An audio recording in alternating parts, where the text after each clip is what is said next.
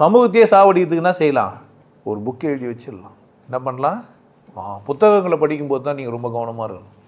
அறிவுரைகளை கேட்கும்போது தான் ரொம்ப கவனமாக இருக்கணும். அதுதான் கத்தியை விட கூர்மையானது. உன் வம்சத்தையே அழிச்சிடும். உன் வாழ்க்கையே இல்லாமல் ஆகிடுவேன். உன்னை நீயே முட்டாள்னு வர சொல்லுவேன்.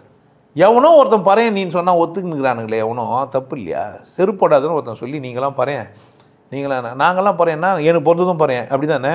அவனுக்கு பிறந்தவன்லாம் நாளைக்கு அவனுக்கு பிறந்ததெல்லாம் மூலியார். நான் அவன் பொண்டாட்டிகிட்ட போயிட்டேன்னா இது என்ன சாதாரண விஷயம் தானே? என்ன பிரச்சனை? பொண்டாட்டி என்ன பண்ணா அப்படி தான் புள்ள குத்துக்கிறானுங்க. இவங்க இது புள்ளையும் குத்தி சந்தோஷப்படுவேன், என் புள்ள அங்கே இருக்குது பாரு. ஆனாலும் மோலியார்னு கூப்பிடுச்சு. இப்போ ஜெயிச்சிட்டியா நீ? புள்ள குத்துட்டு வந்தா ஜெயிச்சிட்டியா என்ன? அப்போ யார் தான் நீ? போய் போய் அங்கே போய் புள்ள குத்துரு. உனக்கு அறிவு இல்லை உனக்கு? அங்கேயே போய் புள்ள கொடுப்ப? புள்ள கொடுத்து ஒரு சாதாரண விஷயம் நினச்சிக்கிறீங்களா இதை?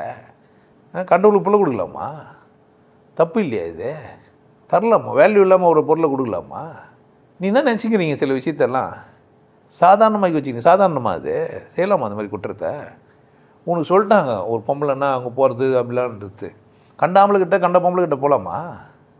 என்ன அறிவுரை வேண்டியிருக்குது? உன்னை யார் காப்பாற்றிங்கன்னா? கண்டமேனிக்கு போய் படுத்துக்கலாமா? வாழ்க்கையை ஒரு அதை வச்சு தான் வாழ்க்கையை செட்டப் பண்ணிக்கிறாங்கன்னு உனக்கு புரியலையா? உன்னை ஏமாத்துறாங்கன்னு உனக்கு புரியவே இல்லையா? அப்போ ஜாதியை விட்டுட்டு புதுசாக ஒரு ஜாதி வச்சுக்கலாம்ல. அப்டேட்டட் பறையன்னு கூட சொல்லிடலாம் தானே?